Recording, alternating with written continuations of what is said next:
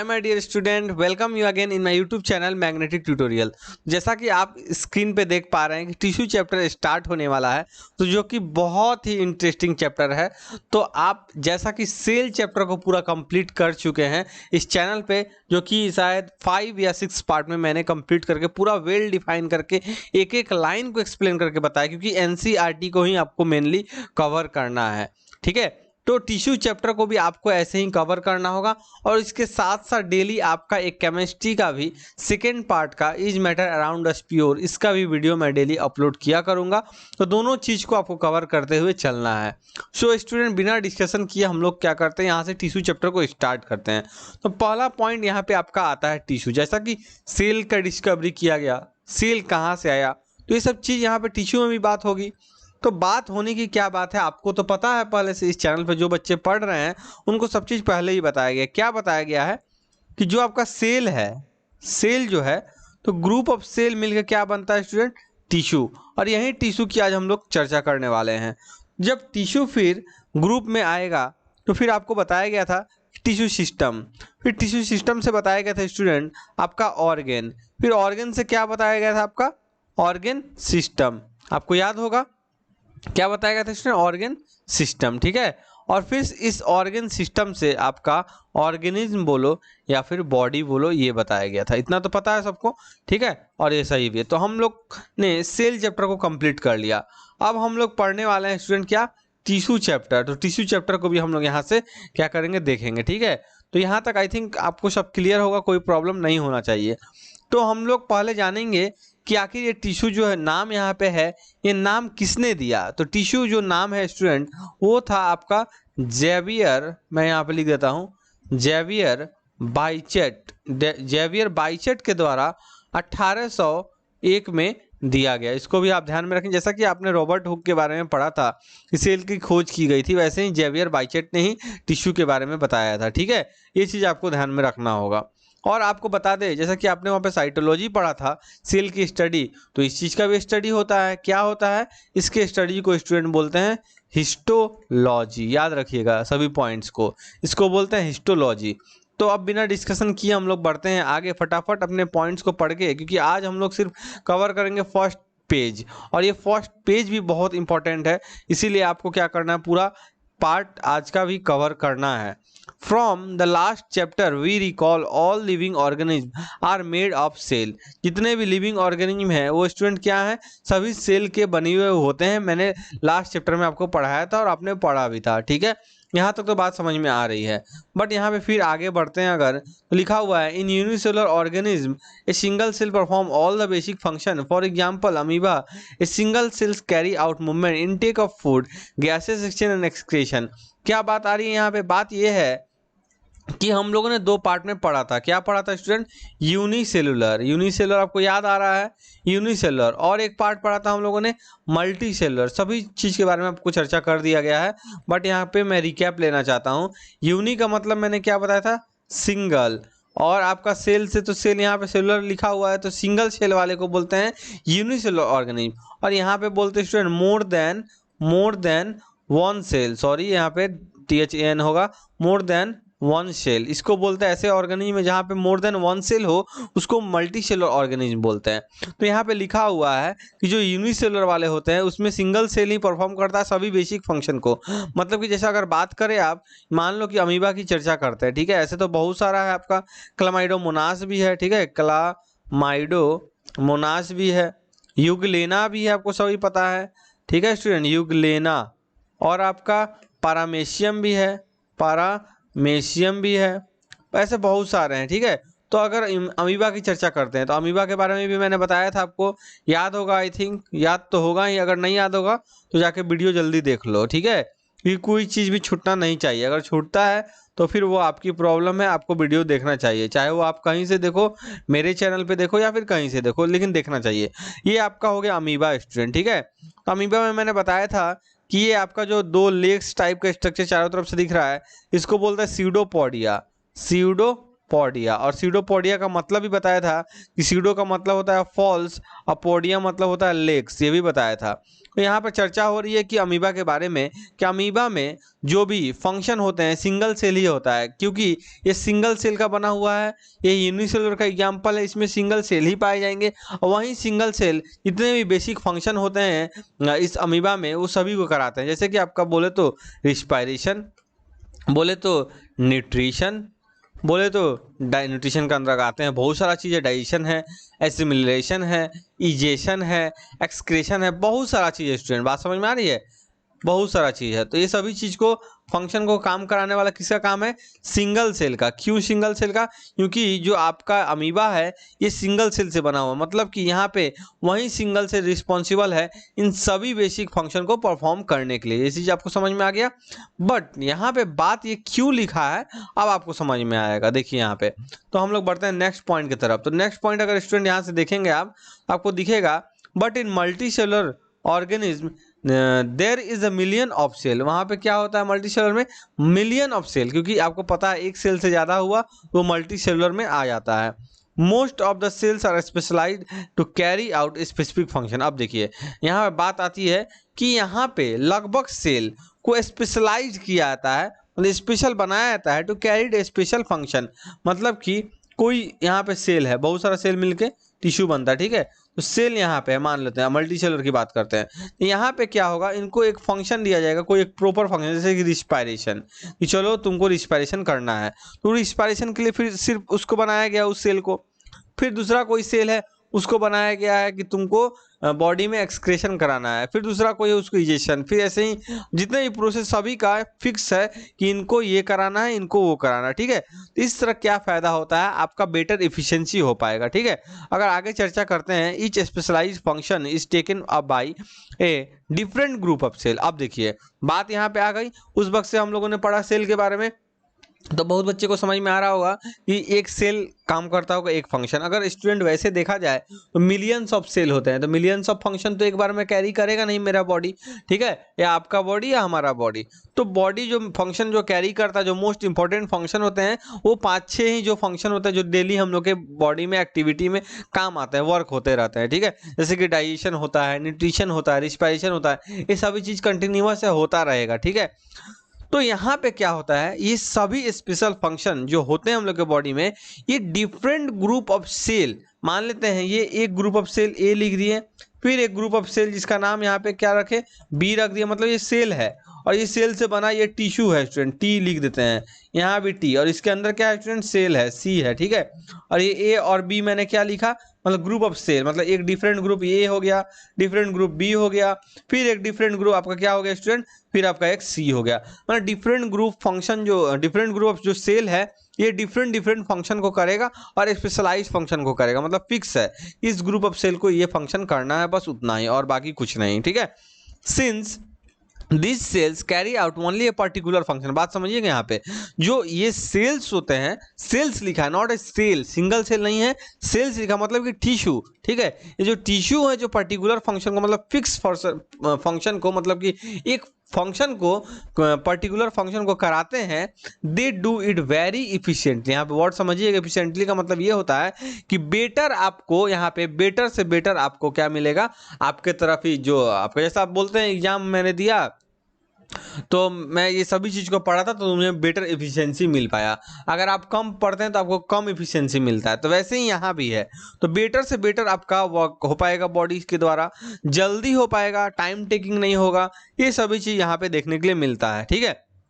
अगर इस बात को आप समझें तो जैसे कि मान लेते हैं कॉमन सा एग्जांपल मैंने सेल चैप्टर में बताया था कि एक हाउस है, ठीक है, ए और बी, यहाँ पे मान लेते हैं ए है, यहाँ पे बी है, यहाँ पे अगर 10 लेबर को मैंने लगा दिया और यहाँ पे 1 लेबर को लगा दिया, तो आप बता सकते हैं कि जो 10 लेबर वाला होगा वो वाला हाउस होगा बेटर इफिशिएंसी प्रोवाइड करेगा, टाइम टेकिंग नहीं होगा, दो चीज़ यहाँ पे आया, और जितना अच्छा से अच्छा ये हाउस जो होगा बी नंबर वाला वो ज़्यादा बेटर हो सकता है, ठीक है। ए के कंपेयर में देखा जाए तब। मैं ये नहीं बोल रहा हूँ कि ए से नहीं होगा, ए से भी होगा, बट बहुत ज़्यादा टाइम टेकिंग हो जाएगा। जैसे कि सिंगल सेल जो यूनिसेलुलर जो होते हैं, डिवीजन ऑफ लेबर वहाँ पे उतना अच्छी तरह से शो नहीं कर पाते हैं। वो डिवीजन ऑफ लेबर कैसा शो करते हैं, वो एक टाइम पे सभी इंटरवल सभी प्रोसेस को नहीं कर पाते हैं। बट हम लोग के बॉडी में क्या है या फिर मल्टी सेलुलर में क्या है, एक टाइम पे पर्टिकुलर टाइम पे आप रिस्पायर भी कर रहे हैं, आपके अंदर डाइजेशन भी चल रहा है, आपके अंदर और भी बॉडी में जो भी एक्टिविटीज वगैरह हो रहे हैं, ग्लाइकोलाइसिस है, बहुत सारे प्रोसेस सभी कुछ होते रहते हैं एक ही टाइम पे, जो कि आपको यूनिसेलुलर में देखने के लिए नहीं मिलेगा। होता है बट एक सडन इंटरवल के बाद ऐसे करके होता है। ठीक है, बात आपको समझना होगा, यहाँ पे ध्यान से सुनिएगा। उसके बाद अगर स्टूडेंट आगे बात करते हैं, यहाँ पे देखते हैं ध्यान से। In human being, muscle cells contract and relax to cause movement. Nerve cells carry message. Blood flow to transport oxygen, food और hormones and waste material and show on. क्या लिखा है यहाँ पे कि ह्यूमन बींग्स की अगर स्टूडेंट बात करते हैं तो ह्यूमन बींग्स में क्या होता है कि मसल सेल्स जो होते हैं वो कॉन्ट्रैक्ट और रिलैक्स करते हैं। बात समझिए यहाँ पे, कॉन्ट्रैक्ट, रिलैक्स और आपका एक एक्सपेंड, तीन पार्ट यहाँ पे होने वाला है। कॉन्ट्रैक्शन का मतलब हुआ कि सिकुड़ना, ठीक है, मतलब कि जो मसल्स जो होते हैं वो सिकुड़ेंगे।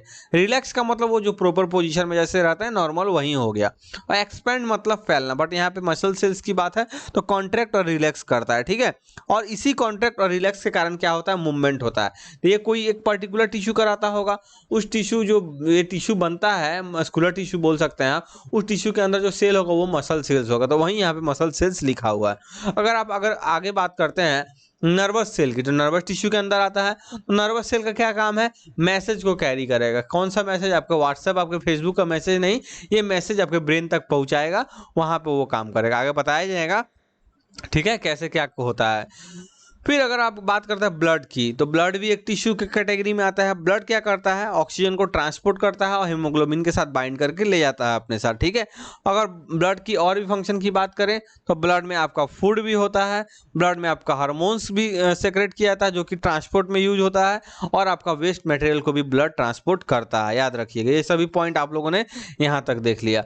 अगर स्टूडेंट आगे बात करते हैं यहाँ से, ठीक है, in plant vascular tissue conduct food and water from one part of a plant to another part. क्या लिखा हुआ है, जैसा हम लोगों में देखे आपने कि फ्लो कराने वाला जो ब्लड है वो आपको ऑक्सीजन, फूड, हार्मोन्स वगैरह को कैरी करता है, वैसे ही सेम प्लांट्स में भी वास्कुलर टिश्यू होता है, जो कि हम लोग प्लांट्स पार्ट ही पहले पढ़ेंगे तभी एनिमल टिश्यू पढ़ेंगे। तो आपको वहाँ पे मिलेगा ये सब चीज़ पढ़ने के लिए, तो बहुत ही मज़ा आएगा, इंटरेस्टिंग आएगा। आपको सभी वीडियो को बस देखते रहना है, आपको जरूर इंटरेस्ट आएगा, जरूर पढ़ने में मज़ा आएगा। आज इंट्रोडक्शन है इसीलिए मैं शॉर्ट में इसको चाह रहा हूँ कि जल्दी से आपको बता सकूँ। ठीक है, तो यहाँ पे लिखा हुआ है कि वास्कुलर जो टिश्यू होते हैं कंडक्ट कराते हैं, किसी चीज़ को, फूड वाटर को ट्रांसपोर्ट कराएंगे प्लांट में और प्लांट के अदर पार्ट से, मतलब कि रूट से प्लांट में और प्लांट के अदर पार्ट में ट्रांसफर कराता है। अब इसमें जो आपका वास्कुलर जो टिश्यू होता है इसमें आपका होता है मेनली जाइलम और फ्लोएम, और उस जाइलम फ्लोएम के चार चार पार्ट होते हैं, सभी के बारे में हम लोग चर्चा करेंगे, इसीलिए टेंशन नहीं लेना है, सभी को आराम से हम लोग पढ़ेंगे। अगर आगे बढ़ते हैं, so multi cellular organism, so division of labour. एक बात यहाँ पे तो पक्का है कि डिवीजन ऑफ लेबर क्वेश्चन हर बार आता है और मे भी आ सकता है, ये मैं नहीं बोल रहा हूँ। तो डिवीजन ऑफ लेबर का मतलब होता क्या है, पहला चीज यहाँ पे क्वेश्चन अराइज ये होता है।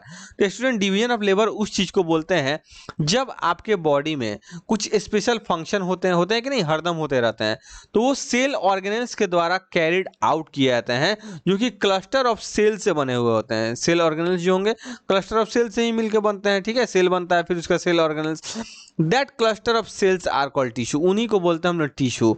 और ये जो क्लस्टर ऑफ सेल्स जो होते हैं वो ऐसे अरेंज और डिजाइन होते हैं ऐसे मैनर्स में कि वो बेटर और हाईएस्ट इफिशियंसी दे सके उस फंक्शन के लिए। ठीक है, आप समझेंगे बात यहाँ पे।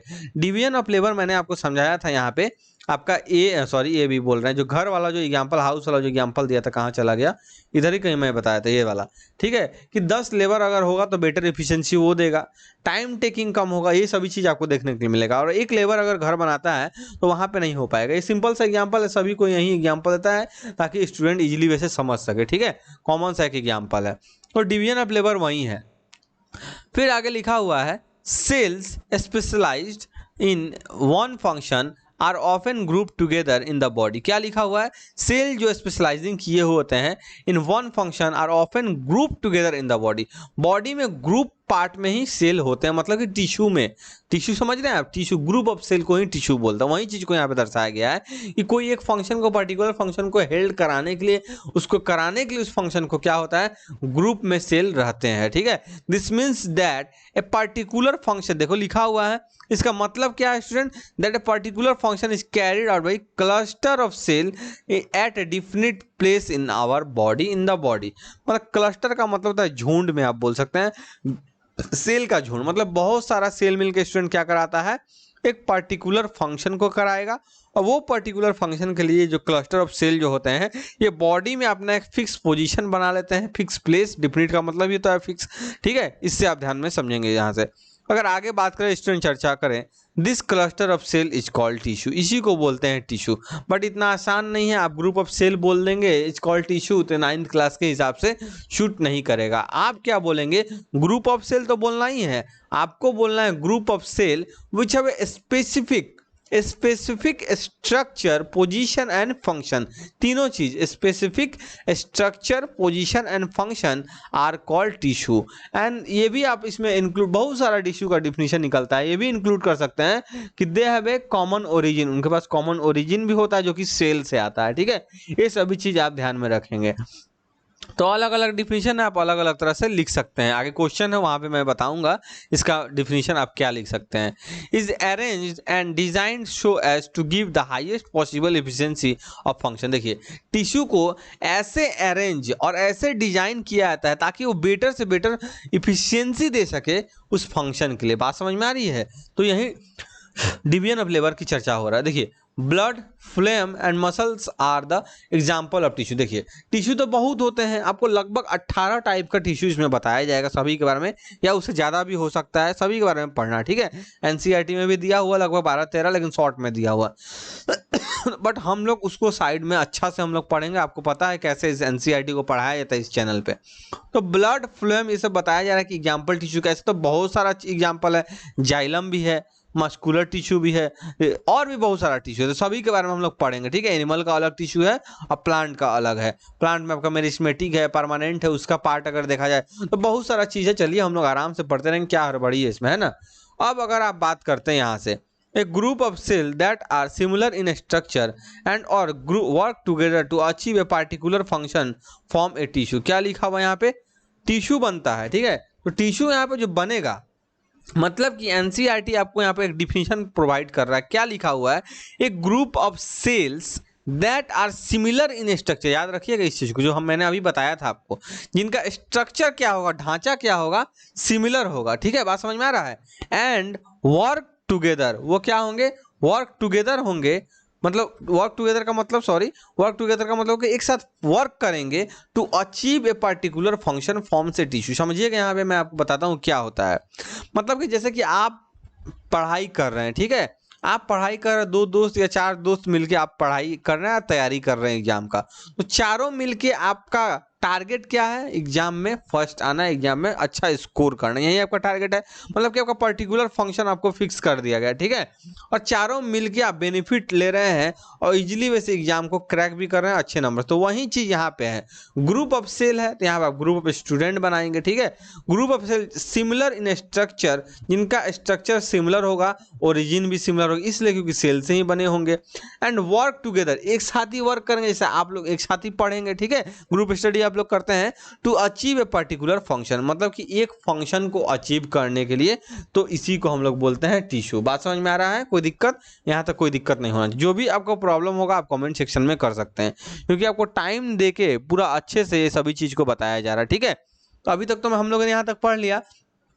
अब स्टूडेंट हम लोग पढ़ेंगे, are plants and animal made of same types of tissue.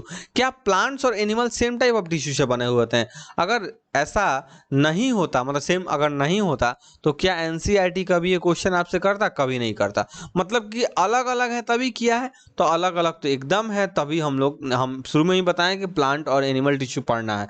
उस वक्त या बहुत बच्चे के दिमाग में ये क्वेश्चन आ गया होगा। Let us compare there structure and function. इनका स्ट्रक्चर और फंक्शन कंपेयर हम लोग करेंगे, और क्या देखेंगे, do plants and animals have same structure? क्या इनके पास भी सेम स्ट्रक्चर है? Do they both perform same function? तो सभी का आंसर हम लोग यहाँ पे अभी पता करने वाले हैं कि क्या इन दोनों का सेम फंक्शन है, क्या इन दोनों का स्ट्रक्चर सेम है, ढांचा सेम है, सभी चीज को हम लोग यहाँ पे देखेंगे। ठीक है, बात समझ में आ रही है? कोई यहाँ तक प्रॉब्लम नहीं होना चाहिए। अब हम लोग आते हैं यहाँ पे इस पार्ट में, सामने इस साइड। ठीक है, there are noticeable differences between the two. इन दोनों के बीच में कुछ नोटिसेबल डिफरेंसेज हैं, उनको आपको ध्यान में रखना होगा। मतलब कि जो आपको दिखता है आसान है, जैसे प्लांट और स्टेशनरी और फिक्स्ड। प्लांट क्या है स्टूडेंट? फिक्स हैं और स्टेशनरी हैं। मतलब स्टेशनरी का मतलब फिक्स होता है। ठीक है, दे डोंट, वो मूव नहीं कर पाते हैं। इनको आप नॉन मोटाइल भी बोल सकते हैं, नॉन मूवेबल भी बोल सकते हैं। बात समझ में आ रहा है? नॉन मोबाइल भी बोल सकते हैं, मोबाइल का मतलब ही मूवेबल होता है, और नॉन लगा देंगे तो नॉट मूवेबल हो गया। ठीक है, since they have to be upright, they have a large quantity of supportive tissue। इनके पास बहुत ज़्यादा मात्रा में क्या पाया जाता है? सपोर्टिव टिश्यू पाया जाता है। आप पढ़ेंगे कि वो कौन से सपोर्टिव टिश्यू हैं जो आपको मैकेनिकल स्ट्रेंथ की तरह हेल्प करते हैं, या सपोर्टिव टिश्यू बन के हेल्प कर, क्या है, इन सभी को हम लोग आगे पढ़ते रहेंगे। ठीक है, the supportive tissue generally has a dead cell. इसमें देखिए एक चीज़ आपको समझना होगा, यहाँ पे जो आपका प्लांट होता है उसमें मोस्टली डेड सेल ही पाया जाता है, और जो आपका एनिमल होता है उसमें मोस्टली आपका क्या पाया जाता है? Living cell. मतलब कि होता दोनों में है डेड और लिविंग, बट ज़्यादा मात्रा में प्लांट में आपका डेड सेल ही पाया जाता है, इसको ध्यान में रखिएगा। ठीक है, बट लिविंग भी पाया जाता है, ऐसा नहीं कि लिविंग नहीं पाया जाता। बताएंगे आगे कौन सा टिश्यू है, क्या है। अब अगर स्टूडेंट आगे बढ़ते हैं यहाँ से, animals on the other hand move around in search of food. Animals क्या करते हैं? मूव करते हैं। मतलब कि एनिमल्स फिक्स नहीं है, ऐसे स्टेशनरी नहीं है, जो कि यहाँ पे लिखा हुआ है ना। तो यहाँ पे आप बोल सकते हैं एनिमल्स को मोबाइल बोल सकते हैं। एनिमल्स मूव कर पाते हैं किस किस चीज़ के लिए? फूड के लिए, मेट के लिए। मेट का मतलब होता है रिप्रोडक्शन के लिए। ठीक है, रिप्रोडक्शन प्रोसेस के लिए मेटिंग चाहिए आपको। शेल्टर के लिए, ये चीज़ आपको मतलब घर वगैरह, मतलब ढूंढने के लिए इधर उधर घूमते हैं। ठीक है, they consume more energy as compare to plant. अगर प्लांट के कंपेयर में यहाँ पे चर्चा करें तो कौन सा एनर्जी किस में ज़्यादा होगा? किस में ज़्यादा होगा? वो आपका होगा एनिमल में। क्यों? क्योंकि एनिमल का जो स्ट्रक्चर है दोनों ही मल्टी सेलर, बट दोनों में स्ट्रक्चर में अगर कॉम्प्लेक्सिटी देखा जाए तो आपके प्लांट नहीं एनिमल में देखा जाएगा। आपको पता है ये चीज़। ठीक है, तो इसी चीज़ के चलते इसमें एनर्जी का भी कंजम्पशन ज़्यादा है। अगर आगे बढ़ते हैं student, most of the tissue they contain are living. देखिए बात आ गया, यहाँ पे क्या आपने पढ़ा? Most of the tissue they are contain, जो यहाँ पे डेड होगा और यहाँ पे मेनली लिविंग होगा। तो इतना आप लोगों ने यहाँ पे देख लिया। आई थिंक इतना तो आप लोगों में कोई यहाँ तक प्रॉब्लम नहीं आया होगा, मुझे जहाँ तक लगता है। तो आप इस चीज़ को यहाँ पे इजीली वैसे लिख भी सकते हैं, थोड़ा सा समझ भी सकते हैं कि क्या क्या हो सकता है। चलिए उसको भी थोड़ा सा देख लेते हैं। जैसे अगर बात करते हैं स्टूडेंट, ऐसे मान लेते हैं, ऐसे कर दिए और यहाँ पे हम लिख दें प्लांट के बारे में और यहाँ एनिमल के बारे में। ठीक है, चलिए तो प्लांट अगर एनिमल की बात करते हैं स्टूडेंट, तो प्लांट और एनिमल में अगर ऑर्गेनाइजेशन की अगर बात करते हैं, ऑर्गेनाइज जो होते हैं, ठीक है, तो इसमें प्लांट टिश्यू में जो ऑर्गेनाइजेशन होगा बहुत सिंपल होता है, एनिमल में बहुत कॉम्प्लेक्स होता है। तो पहले टिश्यू में नहीं जाकर पहले प्लांट और एनिमल में ही हम लोग बांट लेते हैं क्या क्या हो सकता है। जैसे कि आपने पढ़ा कि ये स्टेशनरी होता है। क्या होता है स्टूडेंट? स्टेशनरी, मतलब कि फिक्स्ड होता है उनका पोजिशन। और ये आपका क्या होता है? मोबाइल होता है। ठीक है, इसको याद रखिएगा। मतलब ये मोटाइल भी बोल सकते हैं, मोबाइल मतलब ये मूवेबल होता है, ऐसे करके लिखिएगा, मूवेबल। ठीक है, ये इसको याद रखना है। अगर सेकेंड चीज की स्टूडेंट बात करते हैं, तो इसमें जो टिश्यू मेनली जो पाए जाते हैं वो सपोर्टिव होते हैं, वो और मैकेनिकल स्ट्रेन भी प्रोवाइड करता है। आपको पता है सपोर्टिव, आप लिख सकते हैं सपोर्टिव। इस चीज को आपको ध्यान में रखना पड़ेगा। ठीक है, और इसमें अगर आप बात करते हैं तो इसमें मेनली डेड होता है। मैं शॉर्टकट में लिख रहा हूँ, डेड होता है, स्टेशनरी फिक्स हो गया। अगर इसमें और भी अगर आप बात करें तो आप ये भी बोल सकते हैं कि जो डेड टिश्यू जो है, यहाँ पे डेड जो सेल होते हैं, ठीक है, वो लगभग लिविंग सेल की तरह ही वर्क करते हैं। लिविंग सेल की तरह ही क्या करते हैं? वर्क करते हैं, याद रखिएगा। ठीक है, यानी कि यहाँ पे जो आपका डेड सेल है वो भी आपको भी यूज में आ जाता है। ठीक है, इस चीज को ध्यान में रखिएगा। अगर बात करते हैं इस तरफ की, तो यहाँ पे आपका मेनली क्या होगा? आपका लिविंग होगा, याद रखिएगा। मेनली यहाँ पे आपका लिविंग होगा। यही एक दो कुछ डिफरेंसेस जो एनसीईआरटी में दिए गए हैं, जो आपको बता दिए गए। फीडिंग मेथड दोनों में क्या होगा? अलग अलग होगा, आपको पता है। ये सभी चीज को आप मेंशन कर सकते हैं। ठीक है, तो अगर आगे बात करें स्टूडेंट यहाँ से, Another difference between animal and plant is the pattern of growth। अब देखिए पैटर्न ऑफ ग्रोथ में भी बात आता है, पैटर्न होगा जो ग्रोथ का, इन दोनों में कंपेयर करके देखा है, दोनों का अलग है। जैसे कि अगर आप प्लांट की बात करते हैं, ठीक है, यहाँ पे मैं लिख देता हूँ, अगर आप प्लांट की स्टूडेंट बात करते हैं तो प्लांट में आप लिख सकते हैं pattern of growth, sorry growth जो होगा यहाँ पे आपका स्टूडेंट क्या होगा, टफ होगा। याद रखिए क्या होगा, टफ होगा आपका, ठीक है।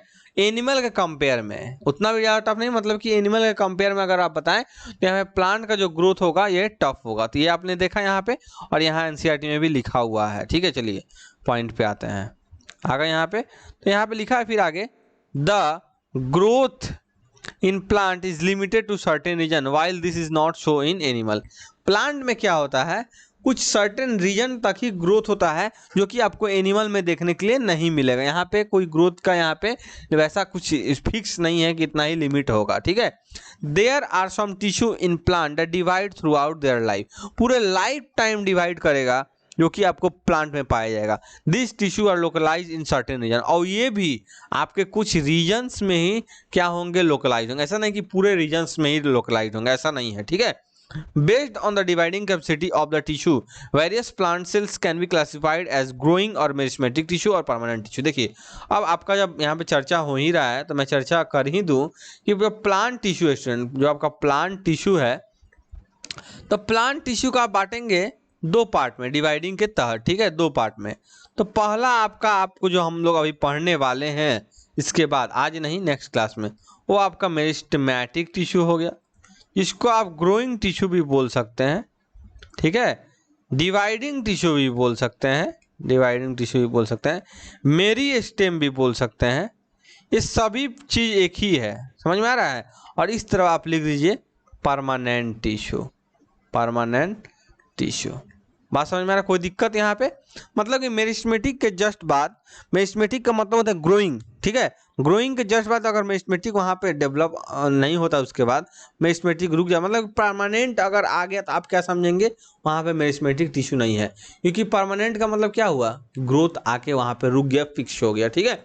आगे बताया जाएगा, प्लांट टिश्यू की चर्चा जब करेंगे तो बताएंगे। अभी शॉर्टकट में हम लोग समझ रहे हैं जो जो दिया हुआ है यहाँ पे, ठीक है। अब आते हैं फिर अपने पॉइंट्स पे, फिर अगर आगे बढ़ते हैं स्टूडेंट, यहाँ पे लिखा हुआ है परमानेंट टिश्यू आपने देखा, मेरिस्टेमेटिक टिश्यू देखा जिसको ग्रोइंग भी बोलते हैं, ठीक है।